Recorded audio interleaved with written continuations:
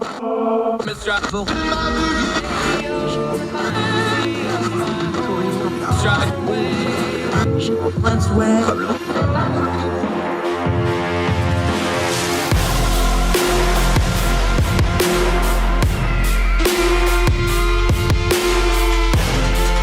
your host, Andrew Donaldson.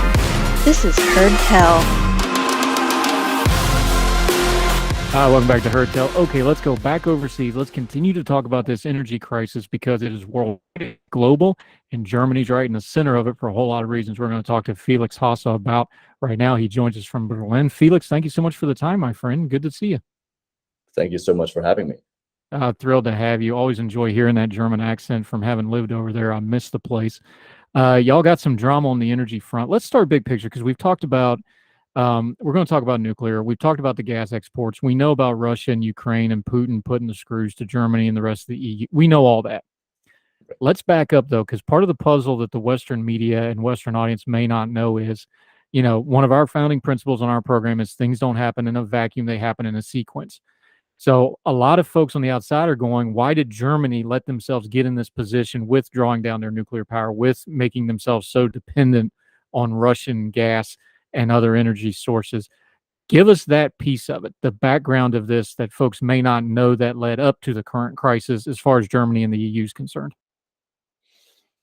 Well, we have to go back very far in time, actually, until the 1970s and 80s. To explain why Germany quit using nuclear power.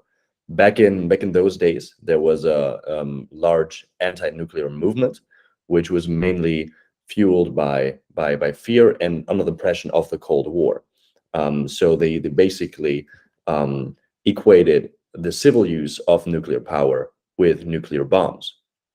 And after seeing the damage that nuclear bombs can do, they basically were afraid. And the problem with that movement was that it's very influential. In the 1970s, they had a lot of decentralized groups, which were organizing their resistance towards the multiple nuclear power plants within Germany. And in 1980, our Green Party was founded, which was basically just those groups coming together. So right now we have a party which is in parliament and very, very influential in German culture, which has as their founding story, as this myth that they base all their policy on, that they are anti-nuclear. And I alluded to that they're very influential in politics, in parliament, but also in media, mainly in the public broadcasting, which we have right now, and almost in any facet of society. Now, you mentioned the Green Party, for lack of a better terminology. We've seen the Green parties in other countries in Europe start to kind of turn around on this a little bit. Belgium's in particular, the Holland, the Netherlands, the Green Party there, they're starting to kind of move away from that a little bit and go, okay, we want to be environmentally friendly. Maybe we can work this out with the nuclear folks a little bit. We're seeing some changes in some other places. Are we seeing that with the Green Party in Germany, though? We do not. I think there was 1 week where they contemplated, when they were basically in panic, thinking about, all right, we are in an energy crunch right now. Are we going to abandon our principle of being anti-nuclear? And that discussion was pretty short-lived in the party itself, because they came together and said, we're the Greens, we cannot let that happen. This is we would abandon a large share of our core voter base, so we cannot let that happen. Now, the Western perception of Germany, of course, longtime allies of America, friends of America, the perception is everybody thinks of the German people as being practical. Of course, the manufacturing base, very industrial, very forward thinking and how to get things done. That's sort of a stereotype of the German people. Why is it nuclear is such a bugaboo to the folks, especially the Green Party folks? You mentioned it a little bit, the thing from the 70s, but we're 2 generations from that. Is it just repeated so much that people believe it? Or is it just ingrained in folks? Or is there something in this new wave of these new Green Party? I'm talking to people like 20 to 40, the newer generation of them. Is it just habit, or is it something else going on that we're not really aware of? I would say, on one hand, it's habit. On one hand, it's definitely habit. Over those years, when we just for context, we phased out our nuclear. We made the decision to phase out our nuclear plants in 2011. So up until this point, nuclear power was running very smoothly, and nobody really worried about it. We did that under the impression of Fukushima, but under the surface, the anti-nuclear or the nuclear skepticism had been growing since the 70s and 80s. And you said that Germany is always seen as this very efficient, non-emotional approach to doing business and doing industry and producing. However, there's a slight caveat to that. I think that after the Second World War, we never really had any drastic disruptive innovation coming up. Basically, also not even like going back even earlier than that. So the industriousness that Germany is known for is a thing of the past, and right now we're basically having this dreamer-like attitude that we are still a rich country, that we are basically just feeding off of the innovation that we did roughly 100 years ago. And when you're in a country which does not realize why it is rich, then you end up with policies which basically go against what made us rich. For example, cheap energy, and that nuclear comes with that.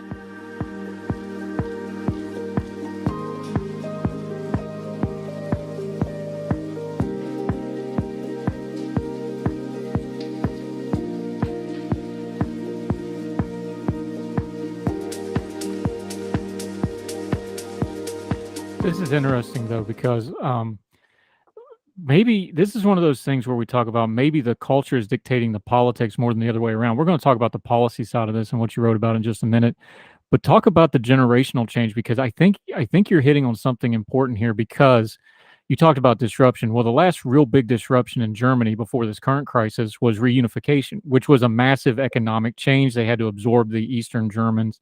That was the same time the U.S. did massive drawdowns, which changed their economic situation. That was a big period of change in Germany.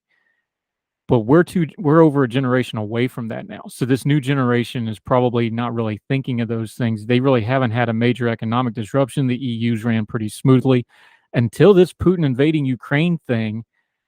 They really kind of had a bit of a bubble of good times and good economy and things going well. Is that part of the problem here, is that culturally, this is kind of the first crisis for the current generation of a whole lot of Germans and a lot of the EU in general? I always say that Germany is too rich. Germany is too rich to appreciate freedom and prosperity and innovation. Right now, we are basically living off the the fruits of our previous decades and even centuries. We have had high energy prices, but we've been rich enough to basically not notice them. Obviously, the lower classes in our society have been struggling under the highest energy prices which are in the world right now. But the middle classes and the upper middle classes, who are overly represented in media and in culture, have not felt the pain. And now this has changed, right? This has changed since the invasion of Ukraine, and since the Russian gas is likely to be not flowing next winter. Yeah, and this is the core of this problem: is winter's coming, and there's nothing you're going to do to stop winter from coming. Are people cognizant of that? Is there a sense of urgency to do something about any of this? Now, we've seen a little bit of movement on the nuclear front. They've talked about, not shutting down what they haven't shut down yet, that sort of thing. But really, you talked about this. We're dealing with policy that was set in 2011. So, almost 10, 11, 12 years ago now. Is there really that much they can do at this late hour to slam the brakes on this thing? So there is a sense of urgency within the population. The amount of firewood that has been stolen from the forests is going up. The prices of I would say, the prices of gas, the prices of oil, is going up because people are afraid that they cannot heat their homes in the winter. So within the population, there is a strong sense of urgency. And this is usually, this is not reflected in the urgency of, for example, that the Greens feel right now. Some other parties which are in the governing coalition, like the SPD and the FDP, they kind of voice a sense of urgency there, but they are in a coalition with the Greens together. So I guess they would be more vocal if they weren't in the coalition. Yeah, and for the American audience and the international audience that aren't familiar with parliamentarian politics, Olaf Scholz's ruling coalition, they call it the traffic signal coalition, green, yellow, red. Just kind of break that down for a second, because that's the current ruling party. It's a brand new ruling party after a long tenure of Angela Merkel. Say whatever you want, but it was stable for a long, long time. This is a lot of new on top of everything else, and that's part of this story as well, isn't it? Yes, for sure. It's a very novel way of doing politics in Germany. It's first and foremost, it's a three-party coalition, which is new on the federal level. We do have the majority within that coalition is the SPD, which is the Social Democrats. Those have been usually they have been actually running on the ticket that nothing really changed. For some reason, they managed to be associated with the continuity that was actually appreciated under the Merkel government. So Olaf Scholz was a part of that too for a long time, and he managed to just have this sense of continuity, and this is why he became the chancellor. The other parties in there are the Greens and the classical liberal, like the Liberal Democrats. Coming to the Greens, they are new to government. They had been in government when Gerhard Schröder, or the chancellor before Merkel was in power, and they were polling very well before the election. And there were even some rumors that they could actually that the chancellor could be from the Green Party. That didn't materialize because Scholz had a pretty good last couple of weeks before the election. But the Greens have never been this strong and influential in German politics, and those parties are, I would say, could be considered left wing. And then you have the odd party in that coalition, which are the classical liberals, the Free Democrats, and those represent more of a centrist politics. They have classical liberal values. However, they find it very, very tough against those two left parties to actually make a mark on policy. This is the current situation which we're having. Yeah. We're talking to our friend Felix Hosse. We're going to continue to talk about the German politics. We're going to talk about Chancellor Olaf Scholz, the Scholz machine. We're going to get into why he's called that and the policy. Also get back to his piece he wrote. We're going to get into some of the numbers, nuclear by the numbers. Why was it a public panic that put this whole thing together? What they're going to do about it. Talking more about nuclear energy with our friend over in Germany. Herd Tell continues right after this.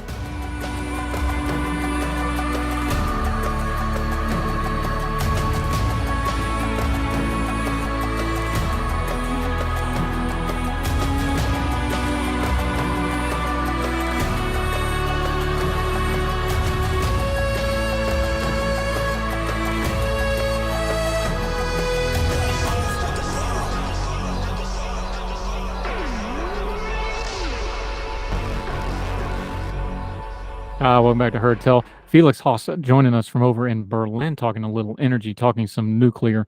We're talking about policy and politics and culture all colliding when it comes to nuclear. Anytime you have those three together, you need to go to leadership. The current leadership and Chancellor of Germany is Olaf Scholz. We talked about his party, but let's talk about the man for a minute. Again, he's good, bad, or indifferent, whatever you thought of Angela Merkel. She's been there a long time. They had a lot of stability. They had a lot of economic success. She was a major player on the world stage, especially when it came to Russia and her evolution about Russia over the years. He's an unknown quality to a lot of people. We've got some book on him now. He's been in power for a couple of months. What are people thinking about Olaf Scholz when it comes to this energy crisis? In terms of style, he basically continues the style of Angela Merkel. Angela Merkel has been successful in ruling Germany, or had been successful in ruling Germany for such a long time, by having a style which basically focuses on not rocking the boat, not doing any major reforms which would be needed, and basically governing based on polls. So try to do not what is necessary, but what is right now in this moment politically which the opportunity is there and which people appreciate in this particular moment. So Olaf Scholz has the same style. However, he does not have there is no emotional connection like we had with Merkel. He's a very bland character, and he doesn't get the emotion that we had to Mutti Merkel, which means mother Merkel, which some Germans called her. So that's his government style. He does not rock the boat, and this particular style gets very interesting if you're in a coalition with two other parties, because then you do not exactly pick sides when some coalition parties have their pet projects, their topics. For example, the Greens having the topic of nuclear power. There he doesn't pick any sides, and he just lets them run with it. This is the current situation of leadership in regards to nuclear. Now, you've got people, like you mentioned and alluded to before, some of these other parties, this is a coalition government, they're openly talking about if this winter gets ugly, if the crisis gets worse, he's going to have problems with his coalition. What's he saying? What's he pitching the German people right now? Because they're looking at the calendar. We're deep into August here. It's getting cold up there. Those cold, rainy German winters are no joke. I've been through them. What's he telling the people? What's the pitch to the people who are concerned about this issue right now? The interesting fact is that Scholz doesn't pitch anything. Scholz basically lets the ministers govern, which is the Minister of Economy, the Minister of Finance, and the Minister of Ecology. For those, he just lets them fight it out amongst themselves. The interesting thing is that the Minister of Finance is from the Free Democrats, so the classical Liberal Party, and the Minister of Economy is of the Green Party. So there is a conflict which he basically just removes himself from and lets them fight it out. Yeah, that doesn't sound like leadership to me, but what do I know? Maybe he knows something about it. I don't know. The other piece of this is always renewable energy. It ain't from lack of trying. Germany has spent enormous funds, enormous infrastructure, and they've been doing it for a long time. They were early adapters on it. I'm looking at the background on my computer screen right now is a picture from 2008 that we took because we would drive up on the hills above where we lived in Schonenberg-Kubelberg, and it's just windmills as far as you can see on top of the hill. It's one of my favorite pictures. My daughter took it. That's the background on my computer I'm looking at now. That was a long time ago. They've been doing renewable energy for a long time. Has Germany got the investment back from that they thought they would get? About renewable energy, we have been doing large investments in solar and wind, and it's not for a lack of trying. Our basic enemy in German energy policy is basic physics. The problem with wind and solar is that there are times when the wind is not blowing and the sun's not shining, and when the wind blows and the sun shines, we have the energy from those sources. In the times when when we do not have the energy, we have to rely on other sources. So actually, we started off with the intention of becoming more green and more nuclear, but for example, our carbon emissions are much higher than the surrounding countries because, quite frankly, we do not have as much nuclear in our energy mix. So we were for a long time living the dream in energy policy, and we woke up roughly half a year ago. Yeah, abruptly. Thank you, Vladimir Putin. I seem like I ask this question every time we talk about nuclear on the program with every guest on nuclear. I'm going to phrase it this way because you wrote about it in your piece. You talked about the Green Party's opposition. You wrote that it is largely white-collar opposition characterized by a lack of understanding of the energy demands of private enterprise and how increased energy prices affect working-class people. Also, all this high-tech stuff that Germany's trying to get in on, trying to be the leading edge on in Europe, massive outlaws of power to do things like that, even in things like there was news today about the semiconductor industry in Taiwan, how it's just massive power drains to do these sorts of things. Germany's going to need power if it's going to remain the economic engine of not just Germany, the entire EU relies on Germany. That's just the facts of it.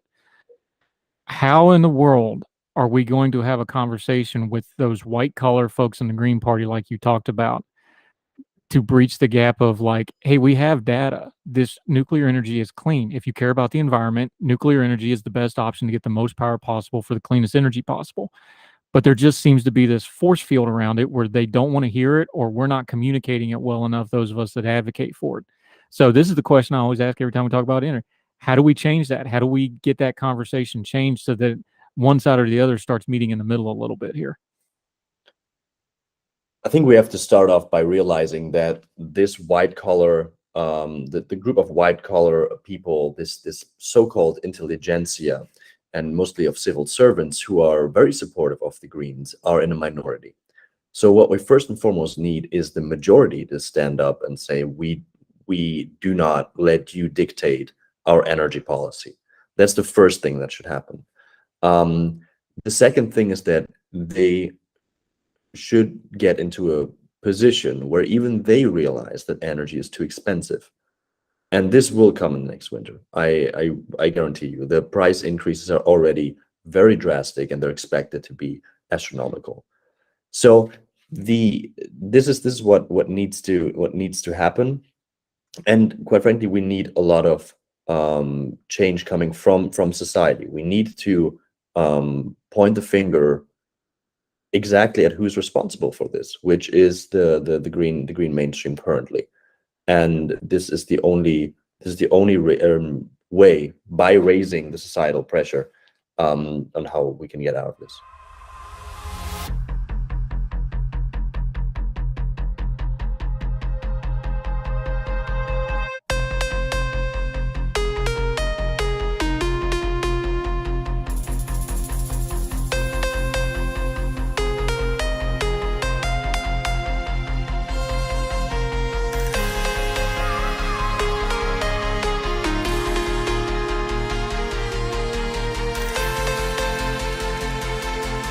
Yeah. Here's the tough question, and this is going to be some prognostication, so just do your best with it. But if this thing gets ugly, if Putin really does turn off all the gas like he's probably going to threaten to do, because he's going to want concessions and he's going to want to put the pressure on Ukraine. If this gets really ugly, when people get hurt and people get scared, they're not always rational. The German people, we know the policy, we know where the government stands, we know where the EU stands, we know where America and the Allies stand. The German people, if they start really feeling the bite of this thing, what direction is that anger and frustration going to get aimed at? Is it going to be at Scholz? Is it going to be at Putin? Where's this going to land at? We're right now facing a problem that we're currently facing the consequences of the sanctions towards Russia, which I think are right. We should have those sanctions, but the German public is already feeling sort of fatigue. They are fed up with the war, and the support for Ukraine is actually sort of currently shrinking. So this is the first thing I see right now. They are directing their anger towards the government and saying, why is this our war? And I could go into why this is, and this should be a priority of Germany to have the Ukrainians win this war.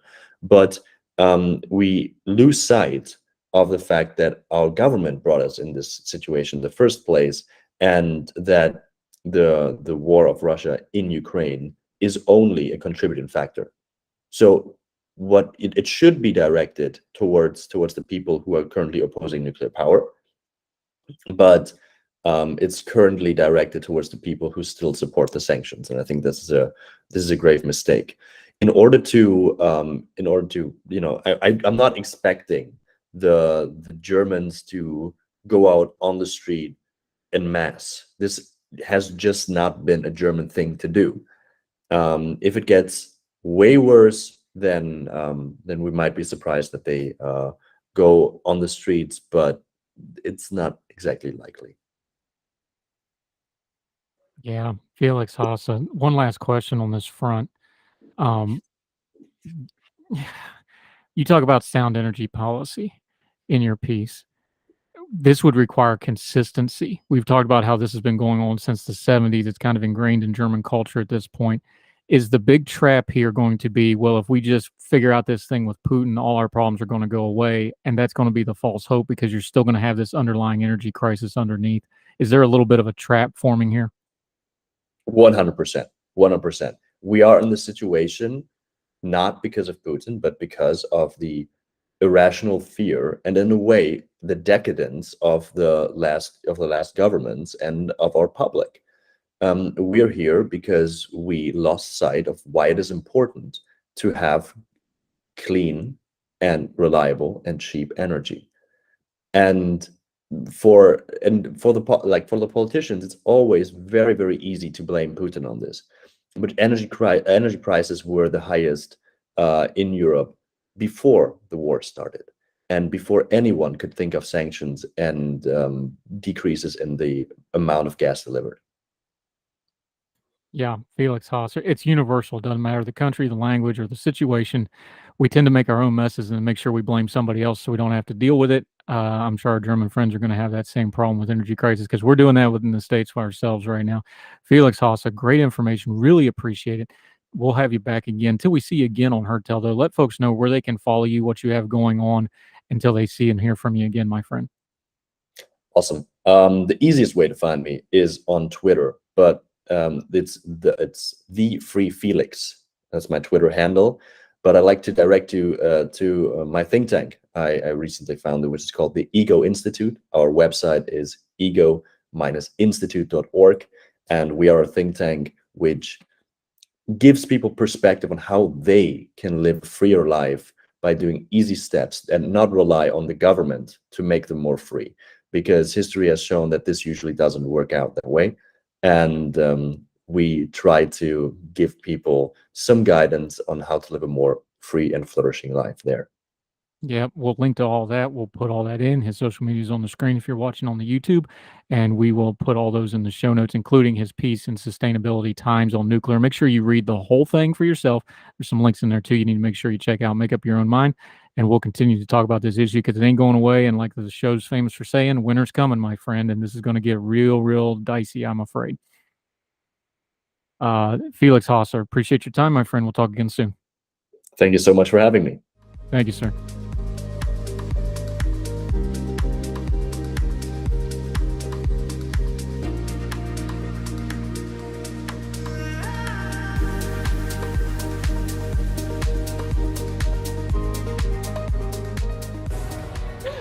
Welcome back to Heard Tell. We're having a good time talking about it, but it's a tough topic, and you got to laugh to get through the hard times.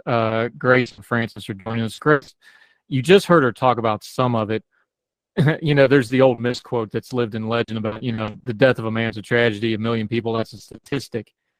But that's what you have to do here. You got to try to funnel that kind of story, that kind of human tragedy, not only put it through a funnel, but let's be honest, as Americans, we're the privileged people of the earth. How do you funnel that down and get it to people where something like losing your freedom, it's almost like a foreign language you're trying to explain to people that have, you know, especially since we're doing it a lot through multimedia, we're doing it through the internet. So this is a class of people that have a little bit of privilege. How do you even start telling that story and filtering it down and getting it in front of people? And like, you need to pay attention to this because not only is it a tragedy to the people happening, it's a cautionary tale to what will happen in the rest of the world. Yeah, absolutely. I think, you know, if we're talking about being indisputable, we're talking about personal stories. So that's why we sought out people, dissidents with firsthand experience, firsthand understanding of what's been happening in their home countries. You know, people can sit and listen to a history class. People can sit and listen to a lecture. People can listen to a professor speak on a subject, but unless somebody has personal experience, specifically when they're speaking to young children or children in high school, it's not going to resonate the way that somebody who protested in Hong Kong and has their umbrella with them is going to resonate with younger audiences. So that's why we focused the program the way that we did. Francis, for the international audience, I know the umbrella thing became really the symbol of the 2019 movements. I hate to phrase it this way, but there's, look, I'm a military guy. The first thing that strikes you is the futility of it, and then the second part that hits you is the absolute human bravery of it. Of like, I know this is futile, but it's all I got. So by God, this is what I'm using. You were there. You know these people. You talked to them. That's the symbol we picked up on. Is that how did that symbolism work for the people of Hong Kong as well? Of like, this is basically our last resort, but this is what we got.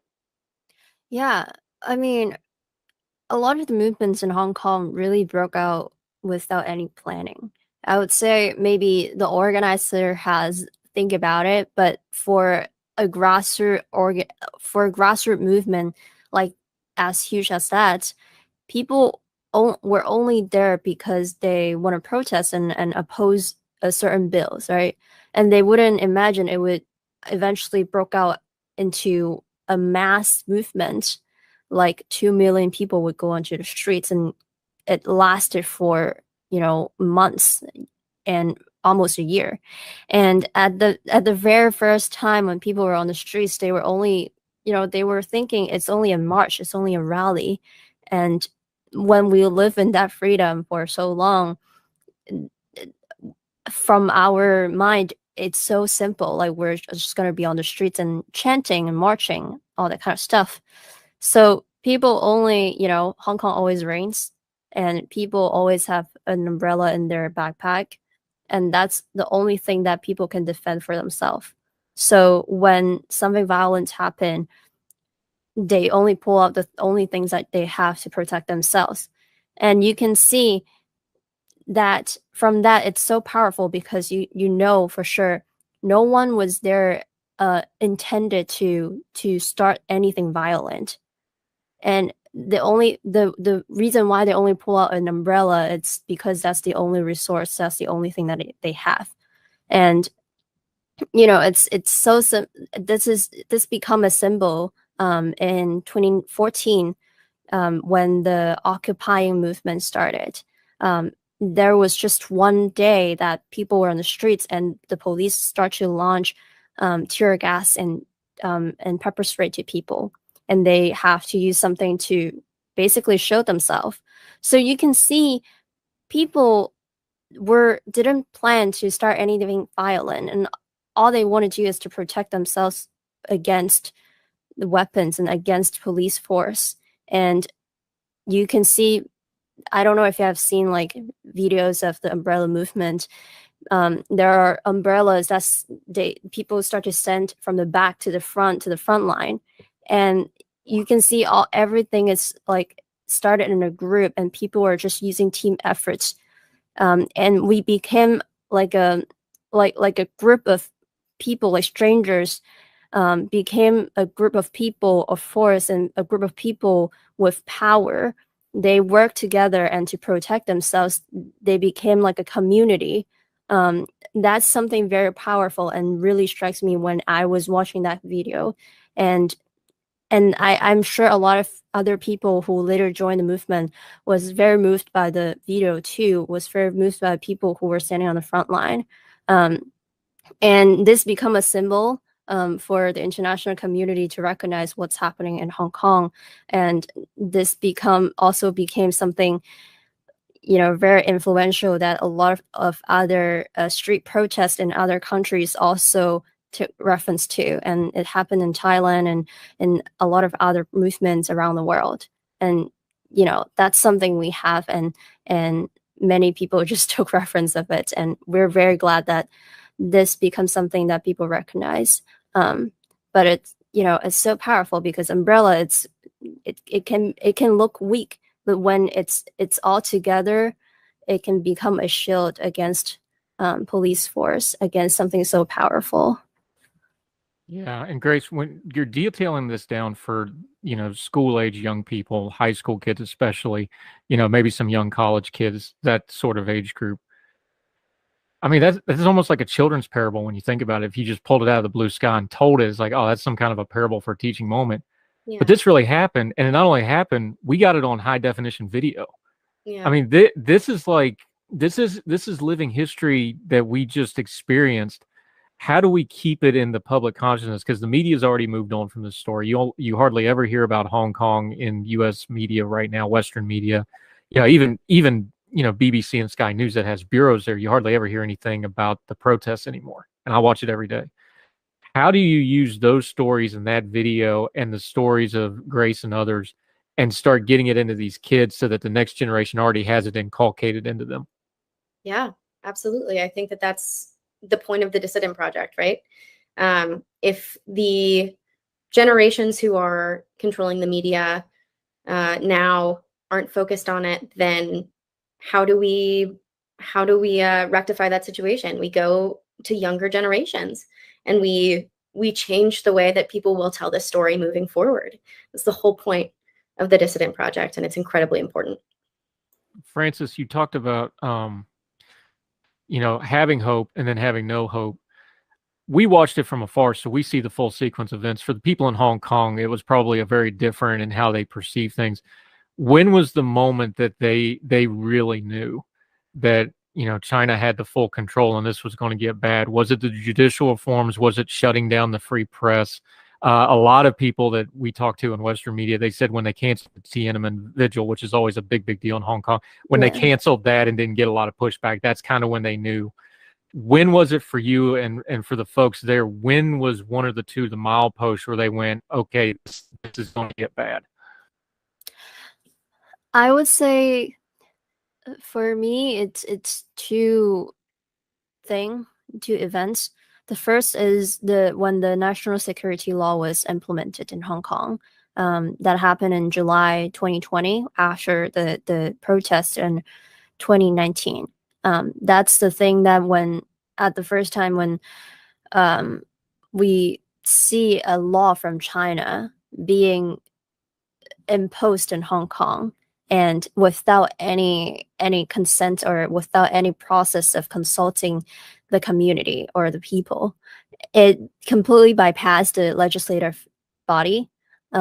It's really a law that was passed by the People's Congress and of the CCP and implemented in Hong Kong. And it was a news that they only announced this news in June, which is 1 month before the implementation of the law. And people start to wonder, like, how effective or how are they going to enforce this law? Like, how big it is going to cover? Is it going to trace back to what people have done before? Does that mean saying, advocating for Hong Kong independence, or, as simple as supporting democracy in Hong Kong would be criminalized, right? So there is like there is like a feeling of uncertainty all around the city. And then when they have the first arrestee of the national security law, that's when people start to realize, okay, that's the boundary, that's a red line. But still, even though you can see, a very blurry red line, it's still like it's still something. It's like, I don't know if people can see that as an indicator of what they can do or not, because they can change the rule anytime. And then when they arrest someone for something that they have done in the past, people start to wonder, oh my God, like, so all of my involvement in the 2019 movement can become an evidence. And so eventually there is like a feeling of white terror, a self-censorship in the city, and people would be like, as I mentioned earlier, when you go into social media, they don't even know if they can share this news, because that can be one of the evidence against them. And I think the implementation of the NSL really strikes the city and completely completely demolish the freedom and what we have developed in the past. And that was also one of the reasons why I left Hong Kong. And I would say the second events that happened and it really brought people down would be the arrest of the 47 pro-democracy activists in Hong Kong. They were arrested all of the sudden in one morning. And the court couldn't even handle so many people. They couldn't even handle to have trials on these people. And they just didn't plan it. They just wanted to arrest everyone who have so much influence in the city. And after they were arrested, basically all kinds of civil activities and protests or any sort of resistance stopped right there. Because these people are the people who initiate campaigns and look at policies and speak up against the government.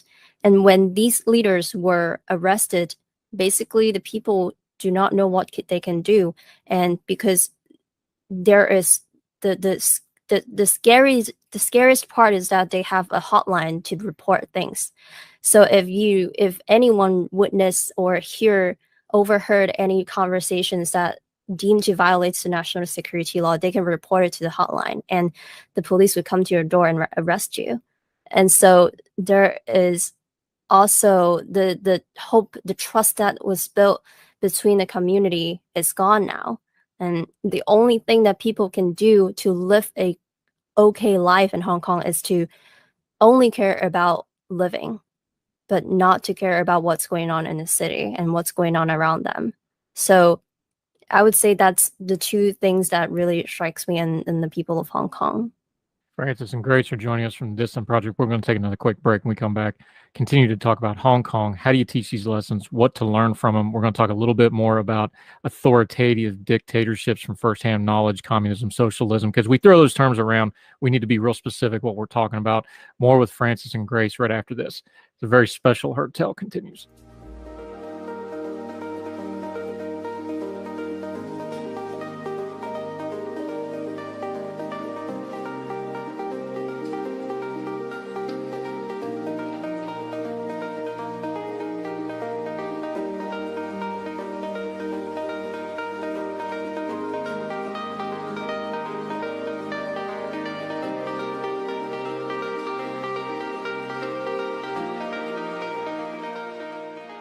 Welcome back to Heard Tell. Grace is joining us. Francis is joining us. They're both from the Dissident Project. Grace, real quick, we just heard her, more of her story and what's going on in Hong Kong. It's not just Hong Kong. We have multiple people in the Dissident Project from all over different parts of the world. The theme that goes across all of these, whether it's Venezuela, whether it's Hong Kong, whether it's North Korea, authoritative dictatorships who need power and they have to crush dissent and they have to crush other people's freedoms to keep that power. This is universal through human history. It's always going to be this way throughout human history, I think. How do you tell that part of the story that, hey, this isn't just some ideological term we throw around on social media. This is a part of the human experience for as long as we have recorded human history. And it's happening right now to real life people that through technology you can talk to, like Francis. Yeah, absolutely. I think in addition to, the dissidents telling their personal stories, which is an incredibly important part of this, they also talk about the technical details of how these authoritarian governments begin, how they take over, how socialism leads to communism, the economic implications of these systems for the citizens of their home countries. And so it's not just that they're telling their personal stories, but they really are reaching back into history and talking about how these things happen, how people groups become oppressed, how countries fall into authoritarian rule. And Francis, we know the history of how Hong Kong fell under authoritative rule. We know, it was British. Now the Chinese have control of it. What's the future? And I don't want to be bleak about it, but the Communist Chinese Party is very ingrained. They're not going anywhere anytime soon. what's the immediate future of Hong Kong?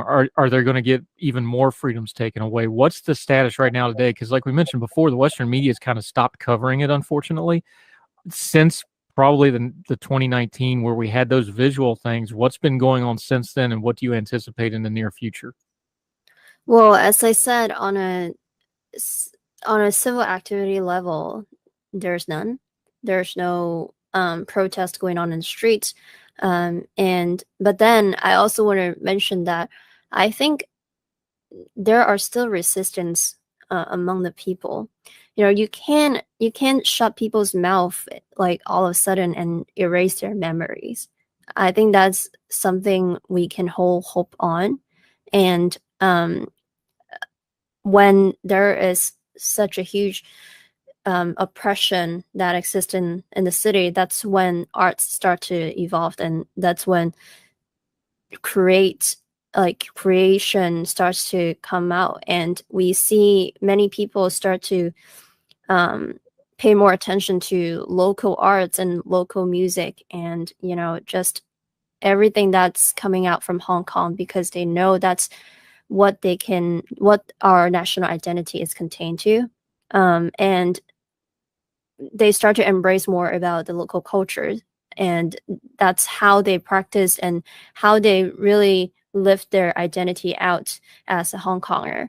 So you see there are a lot of different art, different special, unique things that comes out from the city, and our part in Excel is to promote about it and to amplify that, because the people in Hong Kong, they do not get as much exposure and attention as they have before, and I think even now, like within arts, you can see people's voice they are continuing to speak up and to say the values they want to embrace. So when you look at little things and basically things that comes out from the city, it's just amazing. And I think that's the thing that we can look forward to. And who knows, like I think back in 2014, I didn't imagine that something as big as massive as the 2019 movement would happen. So perhaps we can have hope that in the future something like that could happen, even and something even bigger. We don't know. And I can only tell you that for people like us outside, we have the responsibility to amplify their voice and to continue to bring attention to them. And that's why I'm with the Dissident project, because I want to tell the story of Hong Kong, basically. All the music on Heard Tell is provided under a Creative Content license from monstercat.com.